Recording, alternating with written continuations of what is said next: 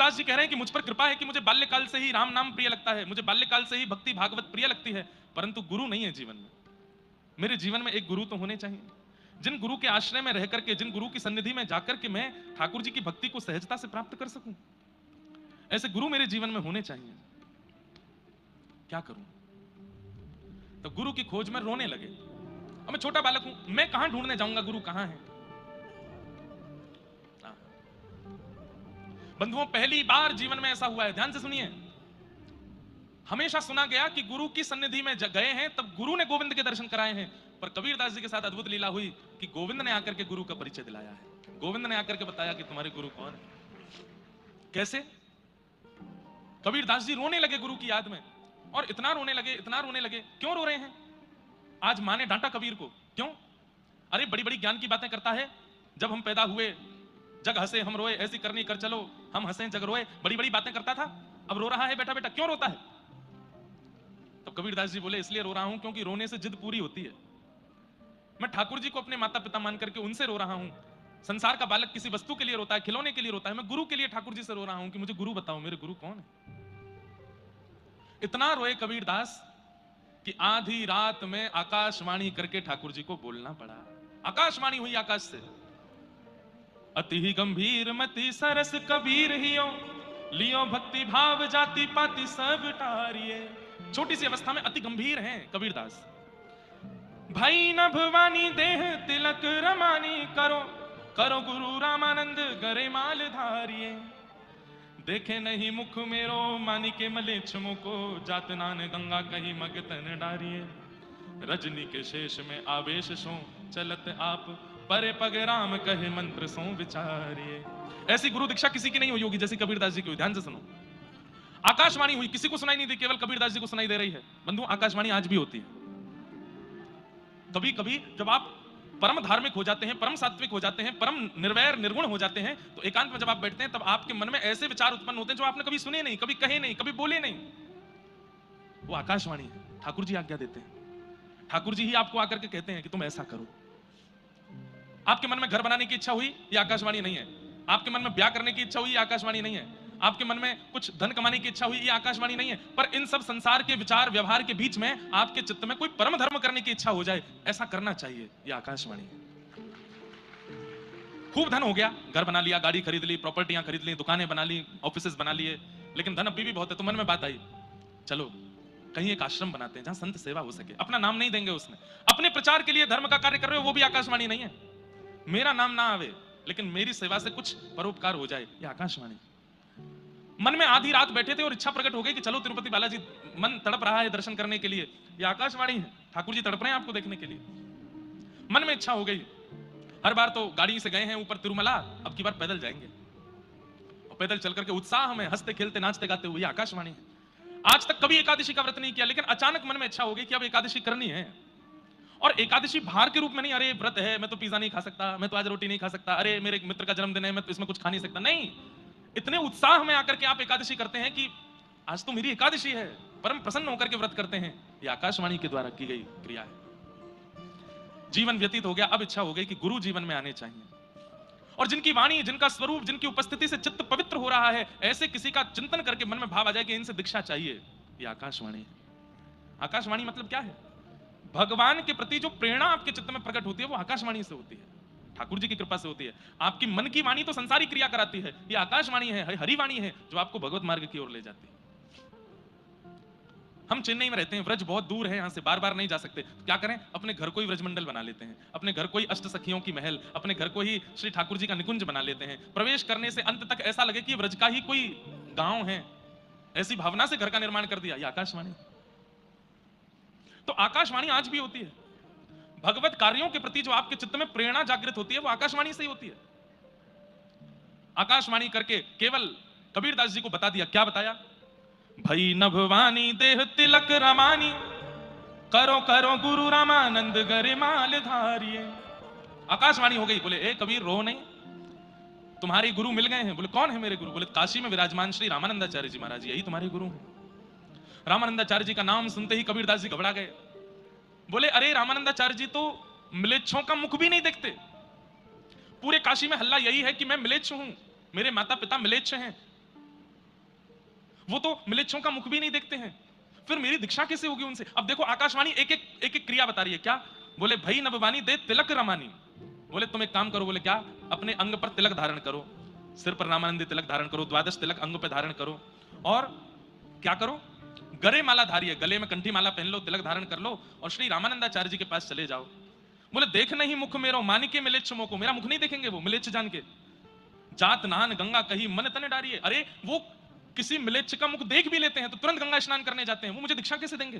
तब आकाशवाणी कहती है ध्यान से सुनो कबीर, क्या करना है?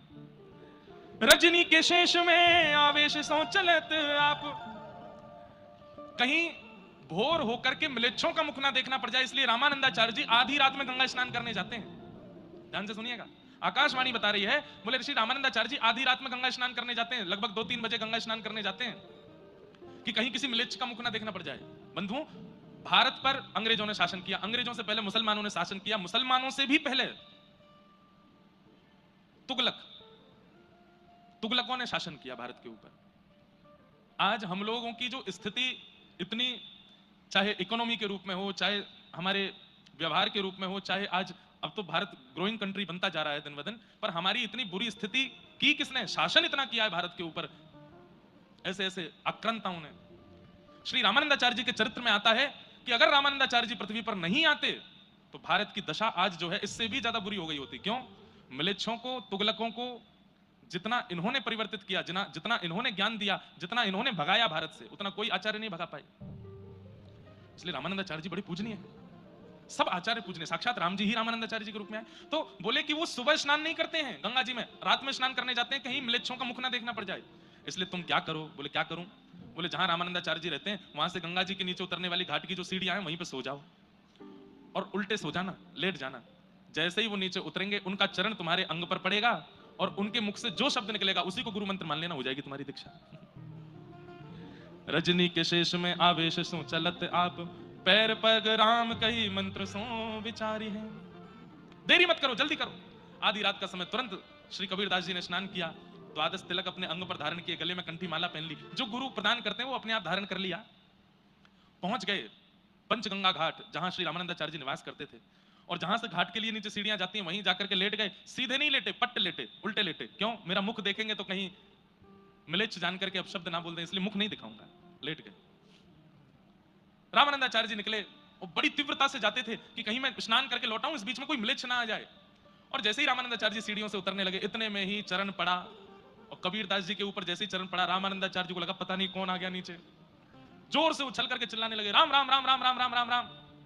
तुरंत कबीरदास जी ने प्रणाम किया और सुन करके मधुर वाणी अपने गुरुदेव को चुपके से देख करके वहां से भागे, नाचने लगे, नृत्य करने लगे, नेत्रों से अविरल अश्रुधार बहाने लगे। श्री कबीरदास जी अब तो तिलक धारण कर लिए, गले में कंठी माला पहन लिए, अब तो प्रेम से राम नाम और ऊंचे स्वर में गाते थे, खूब भाव से भजन करते थे। एक बार एक राजा, ये मुगल शासन के तुगलक राजा आदि, तुर्की के राजा आदि, ये सब लोग भारत में आते थे क्योंकि यहाँ बड़े बड़े सिद्ध संत रहते थे, और वो सिद्ध संत अपने भजन के प्रताप से करते तो वो भजन का प्रताप ही थे, लेकिन वो इन लोगों को चमत्कार लगता था। मरे हुए को जीवित कर देना, बिना धन के, बिना किसी के बड़े बड़े महल खड़े कर देना, ऐसे ऐसे सब क्रिया। सिद्धों की भूमि थी भारत, आज भी है, आज भी बड़े बड़े सिद्ध रहते हैं भारत में। तो ये सब लोग चमत्कार देखने के लिए आते थे भारत में। कबीरदास जी धीरे धीरे थोड़े बड़े हो गए, इनके ब्याह आदि भी हो गए।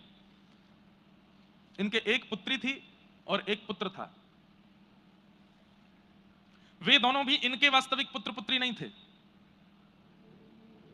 उनके विषय में भी कथा आती है कि एक बार एक राजा यहां पर चमत्कार देखने के लिए आया, तो राजा ऐसे नहीं कहते कि चमत्कार दिखाओ, कोई परिस्थिति बिगड़ी दिखती तो वहां ले जाके सिद्धों से बोलते कि इसको सही करके दिखाओ, नहीं तो हम तुमको मार देंगे। तो एक बालक, उसकी गंगा जी स्नान करते समय मृत्यु हो गई, और जैसे ही उसकी मृत्यु हुई तो मृत्यु के बाद में खूब वैद्यों ने भी प्रयास किए, बड़े बड़े लोगों ने आकर के उसको जीवित करने का प्रयास किया, कोई जीवित नहीं कर पाया। कबीरदास जी बड़े सिद्ध थे, नाम था इनका, तो राजा ने इनसे भी कहा कि बताओ इसको जीवित करके दिखाओ, नहीं तो हम तुम्हारे प्राण हरण कर लेंगे। तो कबीरदास जी महाराज गए और जाकर के उस शव, फूल गया था पानी में उस बालक का शव, कबीरदास जी सामने खड़े होकर के बोले, राम नाम के प्रभाव से तुम जीवित हो जाओ, नहीं हुआ जीवित। काशी में भजनानंदियों के प्रभाव से तुम जीवित हो जाओ, नहीं हुआ जीवित। दो चार बातें और कहीं, उनसे जीवित हो जाओ, नहीं हुआ जीवित। अंत में कबीरदास जी बोल गए, मुझ कबीर के भजन के प्रभाव से जीवित हो जाओ। जैसे ही कहा तुरंत वो बालक जीवित हो गया, उठ करके बैठ गया। और देख करके महाराज सब लोग आश्चर्यचकित हो गए। कबीरदास जी भी बोले, वाह ठाकुर, क्या तुम्हारी लीला। मैंने कहा तुम्हारे नाम से जीवित हो जाओ तो नहीं हुआ, मेरे नाम से जीवित कर दिया उसको। मानो ठाकुर जी परीक्षा ले रहे हैं, देखें कबीरदास को अपने ऊपर अभिमान होता है कि नहीं। पर नहीं, कबीरदास जी को अभिमान नहीं है। आहा।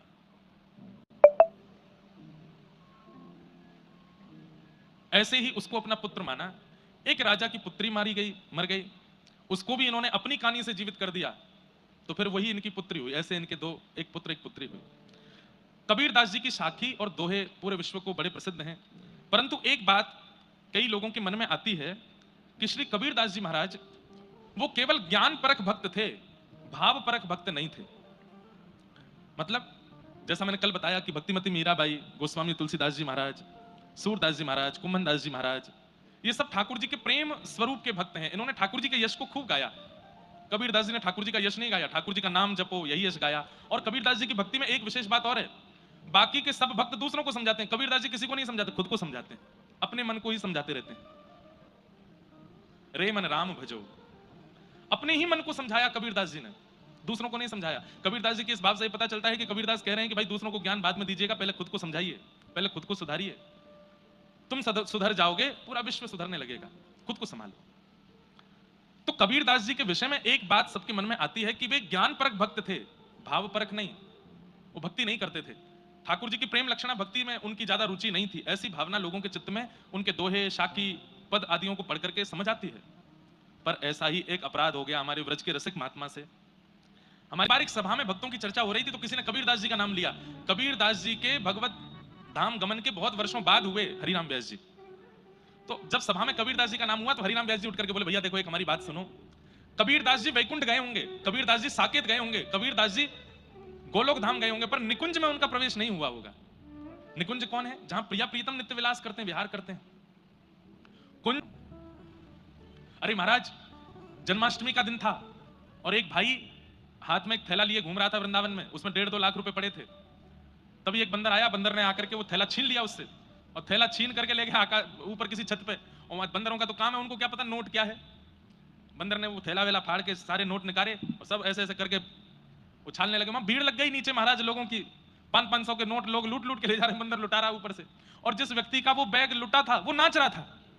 किसी ने उससे कहा, भाई तेरा इतने 1.5-2 लाख रुपए उड़ा दिए, तू नाच रहा है। बोले आज जन्माष्टमी है, मैं तो कंजूसी कर रहा था बांटने में, ठाकुर जी ही आए हैं और आकर के देखो पूरी बधाई लुटा रहे हैं।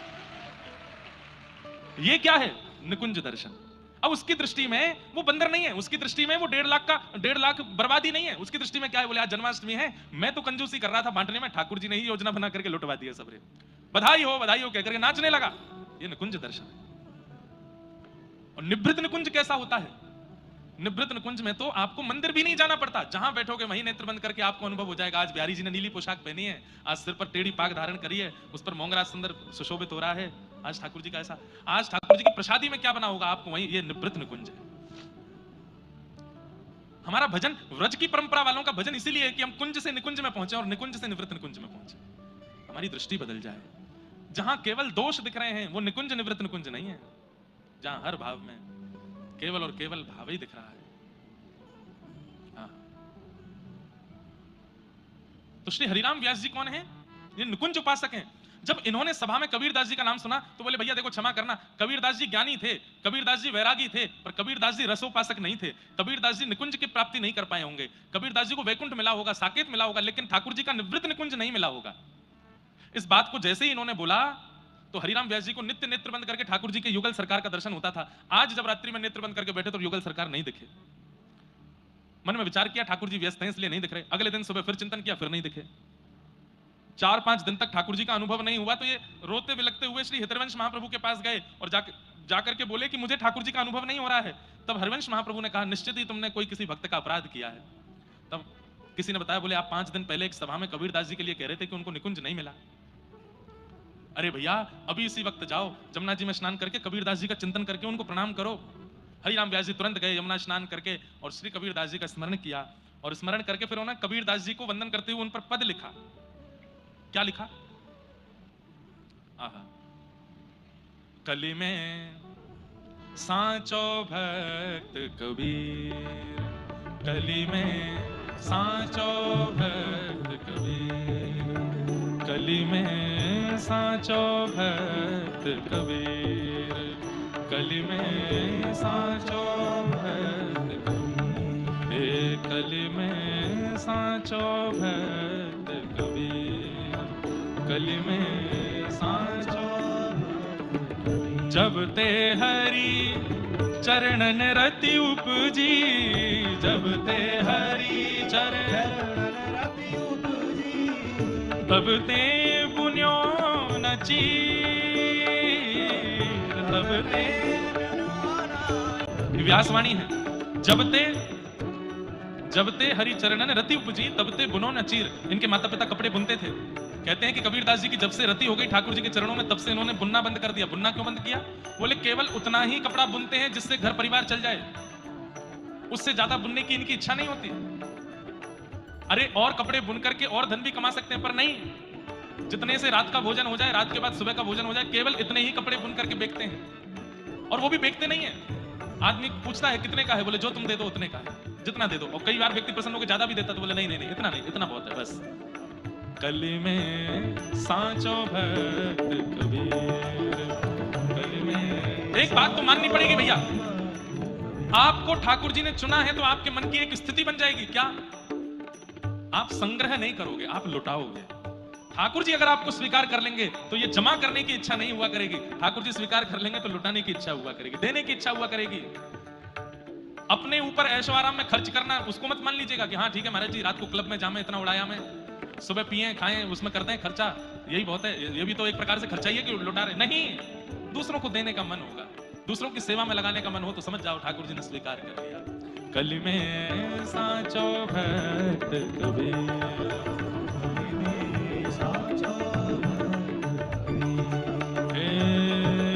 दीनों ले ही न जांचे काहू, दीनों ले ही न जांचे काहू। कोई अगर धन देता है कबीरदास जी को, तो कबीरदास उसके मुख की ओर देखते हुए लेते हैं और लेकर के सीधा अपने आसन के नीचे रख लेते हैं। देखते नहीं है कि कितना दिया है। दीनों ले ही न जांचे काहू, दीनों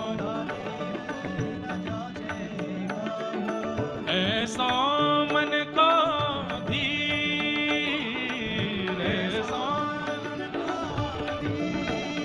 हे जोगी जति तपी सन्यासी, जोगी जति तपी सन्यासी, इनकी मिट्टी न पीर,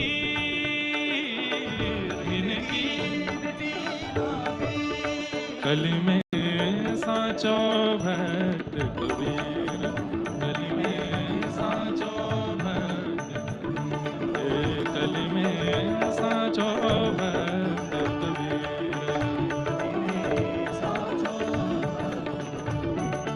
और पांच तत्व ते जन्म न पायो, किसी माता पिता से जन्म नहीं हुआ है इनका। पांच तत्व ते जन्म न पायो,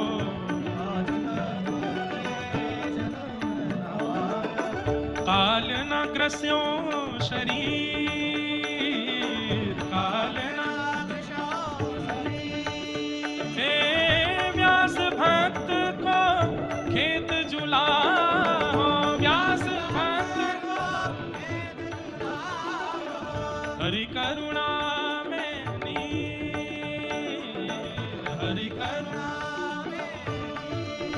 कली में साचो भक्त कबीर, कली में साचो भक्त कबीर, कली में साचो भक्त कबीर, कली में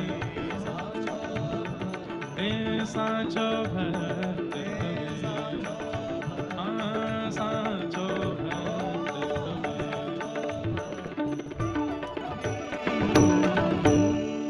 यमुना जी के तट पर बैठ करके हरिराम व्यास जी ने जब ये पद गाया, पद विश्राम होते ही नेत्र बंद किए, नेत्र खोल के देखा तो श्री यमुना जी से कबीरदास जी प्रकट हो गए। कबीरदास जी के प्रायण के कम से कम 200-300 वर्ष बाद हरिराम व्यास जी हुए और श्री हरिराम व्यास जी ने पुनः कबीरदास जी को प्रकट कर दिया। कबीरदास जी जब प्रकट हुए तो हरिराम व्यास जी ने चरणों में प्रणाम किया, बोले मुझे क्षमा कर दो, मेरे से अपराध हो गया। मैंने आपकी भक्ति पर प्रश्न चिन्ह उठाया जिसके कारण मेरे चित्त से ठाकुर जी चले गए। बंधुओं, कोई भी अपराध आपसे बन जाए सब क्षमा कर देंगे ठाकुर जी। आपसे सेवा में अपराध बनता है, क्षमा कर देंगे। आपसे तीर्थ में अपराध बनता है, क्षमा कर देंगे। आपसे धाम में अपराध बनता है, क्षमा कर देंगे। आप किसी से ऊंची आवाज में बोल जाते हो, क्षमा कर देंगे। किसी पर दया नहीं करते, क्षमा कर देंगे। लेकिन कहीं आपने अगर भगवान के भक्तों का अगर अपराध किया तो ठाकुर जी क्षमा नहीं करते। और भक्त अपराध कैसे होता है? किसी की भक्ति देख करके आपने उसका मजाक उड़ाया, बने घूमते हैं भक्त, पाखंडी से लगते हैं, बस हो गया भक्त अपराध। आपने उसको रोका टोका, ये भी भक्त अपराध है। आपने किसी चार लोगों के बीच में जाकर उसकी बुराई की, ये भी भक्त अपराध है। और इतना ही नहीं, आपने ना रोका टोका ना किसी से बोला, मन में सोच लिया। ये जो व्यास जी कथा सुनाने आए थे ना, ये ऐसे ही है, ज्यादा विशेष नहीं है, ये भी भक्त अपराध। मनसा वाचा कर्मणा, तीनों प्रकार से आप भक्त अपराध करते हैं। हमारे बारे में तो यही सोचना, ये ऐसे ही है। हम अपने लिए नहीं बोल रहे हैं, हम आपसे एक बात बता रहे हैं। ये भक्त अपराध आपने किया, आप अपनी भक्ति में उसी दिन से गिरावट की ओर चलने लग जाओगे। आपकी भक्ति क्षीण होने लगेगी। फिर भक्ति में गिरावट में सबसे पहले क्या आता है? सेवा में आलस। सेवा करने जाना, अरे यार अभी नहीं कर रहे, हम नहीं कर रहे, तुम कर दो, देख लो, तुम ही देख लो, ठीक है, चंदन घिसो लगाओ, हम देख लेंगे, दर्शन कर लेंगे, तुम ही कर दो। ये भक्त अपराध का पहला स्वरूप है। भक्त अपराध जब आपसे हो जाता है तो सेवा में आलस से आने लगता है। भक्त अपराध जब आपसे बन जाता है तो तिलकधारी, शिखाधारी, धोतीधारी, उनको प्रणाम करने में संकोच आने लगता है। ये भक्त अपराध लगने के बाद ऐसी स्थिति बन जाती है। फिर तीसरा, भक्त तो भक्त, भगवान को भी दंडोत करने में फिर शर्म आने लगती है। अब ठीक है, यही प्रणाम ठीक है, कहां लेटो झुको, लेट के प्रणाम करो, फिर उठो, इतनी ताकत नहीं बची अब में। हाँ, शरीर से कोई व्यक्ति दुर्बल है उसके लिए बात नहीं, पर शरीर से हिष्ट पुष्ट तब भी प्रणाम करने में आलस आ रहा है। और चौथा भक्त अपराध जब आपको लगता है तब क्या होता है? प्रसाद के प्रति अवहेलना, अच्छा नहीं बना है, मंदिर में जो लड्डू बनता है, भोग बनता है, इसमें सुख नहीं मिल रहा है, अच्छा नहीं है, स्वाद नहीं है, ये भक्त अपराध से होता है। फिर ग्रंथों की अवहेलना, बोले सारे ग्रंथ किसी और ने लिख दिए, इनसे कोई भगवत प्राप्ति आदि नहीं होती। ये सारे भक्त अपराध करने के बाद में मन की स्थितियां बनने लगती हैं। इसलिए भैया वैष्णव अपराध मत करना। वैष्णवों से ठाकुर जी बहुत प्रीति करते हैं, बहुत ज्यादा प्रीति करते हैं। ठाकुर जी को इतने प्रिय लगते हैं वैष्णव। कबीरदास जी प्रकट होकर के बोले, हरिराम व्यास जी, आपने कहा कि मुझे निकुंज नहीं मिला होगा क्योंकि मैं ज्ञानी हूं, वैरागी हूं, भावना में ज्यादा भक्ति नहीं करी, इसलिए। वास्तव में मैंने ठाकुर जी की आज्ञा का पालन किया। ठाकुर जी ने ही मुझे कहा था कि तुम पृथ्वी पर जाकर के जीव आत्माओं को समझाने का प्रयास करो, जिससे उनको ज्ञान मिले, समझ आवे, ऐसे कवित्तों का रचना करो। इसलिए मैंने ज्ञान परक कवित्तों की रचना की है, भाव परक नहीं, क्योंकि ठाकुर जी की आज्ञा नहीं थी मुझको। तब हरिराम व्यास जी ने हाथ जोड़े, कान पकड़े, बोले मुझे क्षमा कर दें, मैं आपके रूप को, आपके भाव को समझ नहीं पाया और आप पर इस प्रकार मैंने प्रश्न चिन्ह उठाया। ऐसे श्री कबीरदास जी, अब कबीरदास जी की दीक्षा हो गई, द्वादश तिलक लगा करके श्री कबीरदास घूमते हैं। आहा, बीनो तानो बानो ही है राम मडेरानो, कही कैसे के बखानो वह रीति कछु न्यारी है। उतनो ही करे जा में तन निर्वाह होए, भोए गई औरे बात भक्ति लगी प्यारी है। ठाड़े मंडा माझ पट बेचन ले जन को, आए मोकू देहु देह मेरी है उधारिये। लग्यो दिन आधो फारी, आधे सोना कम होत, दियो सब लियो जाप यह उरधारी है। कबीरदास जी, ये श्री प्रियादास जी के भक्तमाल जी में भाव है। कबीरदास जी अपने तन के निर्वाह के लिए उतने ही कपड़ा बुनते थे जितने से एक समय की रोटी हो जाए। क्यों? क्योंकि उनके हृदय में तो सदा श्री राम नाम जब हिलोने लेता रहता था। वो राम नाम की कमाई करते थे, राम नाम जितना हो सके इकट्ठा हो जाए इसका विचार करते थे। और उनके चित्त में सदा राम लीला चलती रहती थी, इसलिए वे ज्यादा किसी कार्य में व्यस्त हो नहीं पाते थे। उनकी उपासना की रीति बड़ी विचित्र और सबसे न्यारी थी। उसका वर्णन कैसे करें, अर्थात वह वाणी से वर्णन का विषय नहीं है, अनुभव की वस्तु है। जिसने उनका दर्शन किया होगा, अनुभव किया होगा, उसी को वो समझ में आ सकता है। निरंतर उसी आराधना में लगे रहते थे। एक बार बाजार में कपड़ा बेचने के लिए गए, एक साधु आपके पास आकर के बोला कि मुझे कपड़ा दीजिए, मेरे पास पहनने के लिए कुछ नहीं है, मेरा शरीर उघारा पड़ा हुआ है। तब आप उसे आधा थान फाड़ करके देने लगे तो उसने कहा, इस आधे थान से मेरा काम नहीं चलेगा। तब कबीरदास जी ने कहा, यदि पूरा थान लेने का निश्चय आपने अपने मन से किया है तो लीजिए, ये पूरा थान ले लीजिए। पूरा ही दे दिया, सब कुछ दे दिया। ऐसे श्री कबीरदास जी दानी, मैंने बताया ना कथा में अभी कि ठाकुर जी चित्त में आ जाएंगे तो आपका संग्रह का मन नहीं हुआ करेगा, बांटने की, देने की इच्छा चित्त में ज्यादा प्रकट हुआ करेगी। आहा, ऐसे श्री कबीरदास जी। एक बार इनके घर में बड़ी तंगी आ गई, धन की लोग बाग इनके घर पे मांगने जांचने के लिए भी आने लगे, कहीं कहीं से थोड़ी बहुत उधारी थी। तो इन्होंने मन में विचार किया ये घर छोड़ करके कहीं और चले गए, और कैसे दें मैं? तो ठाकुर जी को बड़ी चिंता हुई। ठाकुर जी बोले भैया कबीरदास का हमको जितना भी कर्जा है ये उतारना है। तो कबीरदास जी धनी मानी तो नहीं है, पर इनको धनी मानी बनाना है। तो ठाकुर जी संग में शंकर जी को लेकर के, हनुमान जी को लेकर के, लक्ष्मण जी को, विभीषण जी को लेकर के, अपने अपने परिकर के सब लोगों को लेकर, सबका रूप बदलवा करके बैलगाड़ी में खूब सारा धन धान्य लेकर के कबीरदास जी के यहाँ पहुंच गए। जैसे ही नगर में पहुंचे महाराज, नगर के सब लोग देखने लगे, बड़े बड़े सेठ साहूकार बैलगाड़ियों में धन धान्य लेकर के कहां जा रहे हैं। दो चार लोगों ने पूछा भैया कहां जा रहे हो? बोले कबीरदास के यहां जा रहे हैं। बोले कौन कबीरदास? अड़ोसी पड़ोसी भी जानने से इनकार करने लगे, मना करने लगे। बोले हम नहीं जानते कबीरदास को। कौन कबीरदास है? उससे हमारा कोई संबंध नहीं है।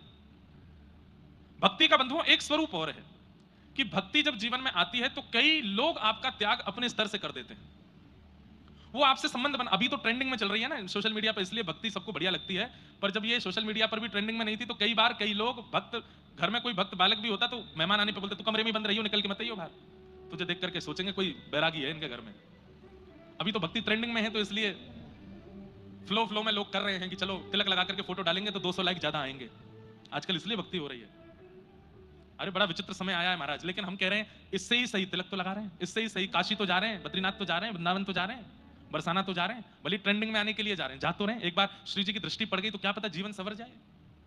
कितने बालक ऐसे हैं जो ट्रेंडिंग में आकर के आजकल व्रजमंडल जा रहे हैं, पर किशोरी जी की कृपा से परिवर्तित हो जाते हैं, बदल जाते हैं। हाँ। तो पहले के समय में तो लोग भक्तों को अपना रिश्तेदार बताना भी स्वीकार नहीं करते थे। भगवान सब अपनी मंडली के साथ में पहुंच गए, रूप बदल करके, खूब सारा धन धान्य छिपा करके बैलगाड़ियों में लेके गए, कपड़ों की परत से छिपा रखा है। जैसे ही पहुंचे जाकर अरे भैया कोई कबीरदास का घर जानता? सब बोले हम नहीं जानते। कौन कबीर? कौन कबीर? हमें नहीं पता। तब कबीरदास के घर के सामने जाकर के ही इन्होंने देखा, बोले यही है शायद कबीरदास का घर। सब लोग अपने गली गली में बाहर निकल के देख रहे हैं, बोले इतनी सारी बैलगाड़ियों में सामान कबीर के घर क्यों आया है? ठाकुर जी ने गेट खटखटाया तो कबीरदास जी की माता जी ने गेट खोला। बोले कौन है भैया आप? बोले हम सब कबीर के दास हैं, हम सब कबीर जी के दास हैं, उन्हीं की कृपा से हमारी सब रोजी रोटी चल रही है। उनका बहुत सारा धन हमारे पास था, वो देने के लिए आए हैं। बोले भैया कोई और कबीर होगा, हमारा कबीर किसी का स्वामी नहीं हो सकता, हमारा कबीर तो जगत का दास है, उसके दास कौन हो गए? बोले नहीं नहीं हम कबीर के दास हैं। बोले भैया कोई और कबीर होगा, हमारे यहाँ तो एक समय की रोटी बन जाए वही बहुत बड़ी बात है, इतना धन धान्य हमारे घर नहीं आ सकता। तो ठाकुर जी बोले आपका पुत्र ही कबीर है जिससे हमें मिलना है। बोले आपको कैसे पता कि मेरा ही पुत्र है? बोले अच्छा वो रामानंदाचार्य जी का शिष्य है। रामानंदाचार्य जी का शिष्य कबीर तो एक ही है, वो इनका बेटा ही है। इन्होंने कहा हाँ वो तो हमारा बेटा ही है। बोले बस उन्हीं के लिए धन धान्य लेके आए, आप स्वीकार करो। बैलगाड़ियों के ऊपर से जैसे ही वस्त्र हटाए महाराज, सोने चांदी हीरे जवाहरात रत्नों से भरी हुई बैलगाड़ियां देख करके सारे पड़ोसी आ गए। सब आकर के ठाकुर जी से बोले बचपन में हमारे संग खेलता था कबीर, हमारी थाली में ही भोजन करता था, मेरी माता जी के हाथ का निकला हुआ छाछ पीना तो उसको बहुत प्रिय लगता था, हमारा मित्र सखा है हमारा। कितने स्वार्थी जीव हैं। जब तक धन नहीं है धान्य नहीं है तो कौन कबीर, कहां का कबीर, कैसा कबीर हम नहीं जानते। पड़ोसियों ने भी इनकार कर दिया, और जैसे ही पता चला इतनी बैलगाड़ियों का धन ये कबीरदास जी के लिए आया है तो सबने अपने संबंध बता दिए।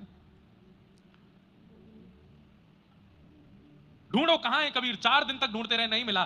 तो फिर गली मोहल्ले के लोगों को इतनी चिंता हो गई कि सो नहीं पा रहे रात को कि कबीरदास कैसे भी आ जाए तो इसमें से कुछ तो हमको भी देगा। आहा गए जन 2-4 ढूंढे के लेवाए लाए, आए घर सुनी बात जानी प्रभु पीर को, रहे सुख पाए कृपा करी रघुराए दई, छीन में लुटाए सब बोली भक्त वीर को। जैसे ही घर आए आकर के देखा कि माँ ने बताया, मैं बहुत सूक्ष्म में बता रहा हूँ, बहुत बड़ा चरित्र है कबीरदास जी का। ये सारा धन धान्य तुम्हारे सेठ दे करके गए। कबीरदास बोले तुम्हारे दास दे के गए। कबीरदास बोले मेरे दास कौन है? बोले बढ़िया थे, सांवले सलोने से रूप थे, ऐसे सुंदर नेत्र थे, आदि आदि सब बताया। समझ गए, बोले कि ये ठाकुर जी की लीला है, ठाकुर जी सब करके गए। पूरे अड़ोसी पड़ोसी सब बाहर खड़े हो गए थे। बोले कि कबीर बचपन में भूल गया हम कैसे तुझको लेके जाते थे, वहां खेलते थे तेरे साथ में, ऐसा करते थे, तो याद है तुझको? चल अरे भाई चल, दोनों चल रहे हैं, दूध पी के आएंगे। कबीरदास बोले वाह, 15 दिन पहले गालियां दे रहे थे मुझको, लात मार मार के अपने घर के बाहर से भगा देते थे, अब जो मेरे संग दूध पीने जाओगे? ये इतना धन धान्य दिख रहा है इसलिए। पर कबीरदास जी बोले कि भैया ये जितना धन आया है एक भी घर में नहीं रहेगा। घर वाले रोने लगे, अरे कबीर कुछ तो रख लो। बोले ना एक भी नहीं रहेगा। तो क्या करेंगे? रहे सुख पाए कृपा करी रघुराए दई, ये ठाकुर जी ने दिया है, छिन्न में लुटाए सब बोली भक्त भीर को। काशी विश्वनाथ का दर्शन करने के लिए भारी भीड़ जा रही थी, बिंदु माधव जी का दर्शन करने के लिए भारी भीड़ जा रही थी। उस भीड़ के सैलाब में गए और जाकर के जितने सोने चांदी हीरे जवाहरात है सब लुटा दिए उनको, सब दे दिए। बोले ठाकुर जी ने दिया है भैया, बढ़िया सब धन धान्य लो, काशी में चकाचक आनंद करो, सबको बटवाई दिए। घर वाले देखते रह गए, कबीरदास जी ने सब लुटाई दिया। दियो छोड़े तान बानो सुख सरसानो ही किए रोष धाये सुन विप्रत जी धीर है, क्यों रे तू जुलाई धन पाए ना बुलाए हमें, सुधरनी को दियो जावो कहे यो कबीर को। बड़े बड़े ज्ञानियों ने आकर के रोष किया कि तूने हमको धन नहीं दिया, अपनी जाति के लोगों में ही सब बांट दिया। कबीरदास जी बोले, भैया ठाकुर जी का धन था, ठाकुर जी की कृपा से प्राप्त हुआ, ठाकुर जी के जनों में ही मैंने वितरण कर दिया। आपको मिला नहीं मिला उसके लिए मैं क्षमा मांगता हूं, मैं और कुछ व्यवस्था करके आपको दे दूंगा, पर अभी आप मुझे क्षमा करें। इस प्रकार कबीरदास जी का जीवन चलता रहा। इतने त्याग के, इतने वैराग्य के, इतने भाव की मूर्ति श्री कबीरदास, उनको हम बारंबार प्रणाम करते हैं, बारंबार वंदन करते हैं। ऐसे कबीरदास जी का पावन चरित्र, जहां कहीं भी कोई कबीरदास जी से रुष्ट हो जाता तो ठाकुर जी कबीरदास जी के रूप में जाकर के उन सबको प्रसन्न करते थे। ऐसे भक्त कबीर हुए जिनका पावन चरित्र हमने आज यहाँ श्रवण किया है, आज उसका सुंदर लाभ हमने प्राप्त किया है।